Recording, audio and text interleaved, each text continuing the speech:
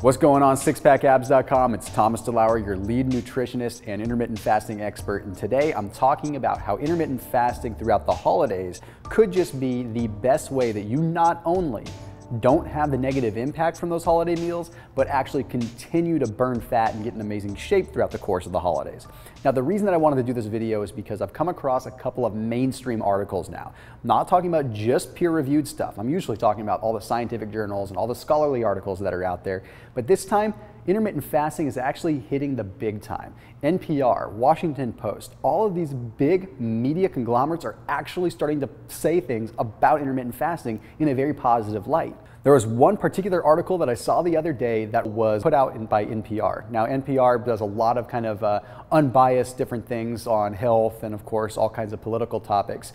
Now, Mark Mattson, who is actually the author of this NPR article, is also the lead researcher at the National Institute of Health and also Johns Hopkins School of Medicine. So, pretty interesting stuff to hear coming from him. What he said was that by fasting a couple of days through the week and eating 500 to 600 calories on those days, you were able to dramatically improve your immune system, but also dramatically heighten your cognitive function and potentially lose some weight going through the holidays.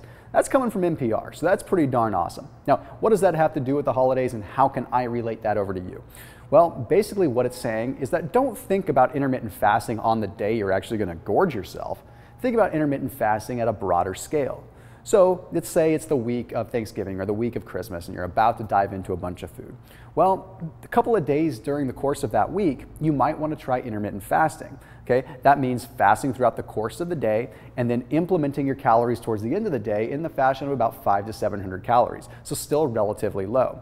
You see, what we ultimately want to do is back up, take a look at our diets on a broader scale and see that if we reduce our calories a couple days per week, we actually have a little bit more leeway to go over on our caloric needs on the days that we have our cheat meals or the days that we have our holiday binges, if you want to call them that. And that's coming from NPR itself, saying that it could be a really dramatic way to reduce inflammation and actually start helping out the body a lot more. But that's just one particular reason why fasting is good through the holidays. Let's talk about some other ones. Now, the Washington Post actually put out an article that in the title said, "Intermittent fasting to compensate for holiday pounds." Okay, so the Washington Post is now putting out good articles and good information saying that fasting could be the way to go.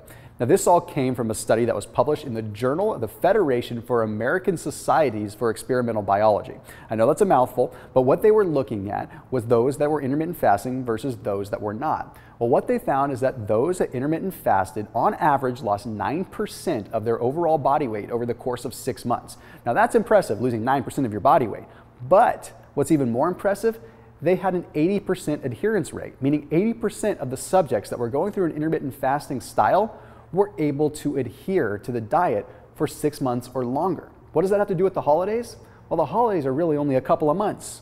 November, December, maybe a little bit of January, and that's all you really have to focus on. So if you can intermittent fast just for a few months, you could really put yourself in a really tremendous situation to continue to lose weight, even if your calories are a little bit higher.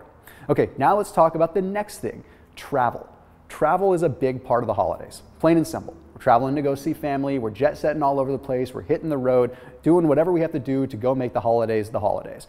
But the biggest problem is that we don't eat right when we're on the road. Airport food sucks, road food isn't exactly good and it's full of preservatives, and you're just really setting yourself further back, and then you go and you have your holiday binge and you're in an even worse situation than you were before.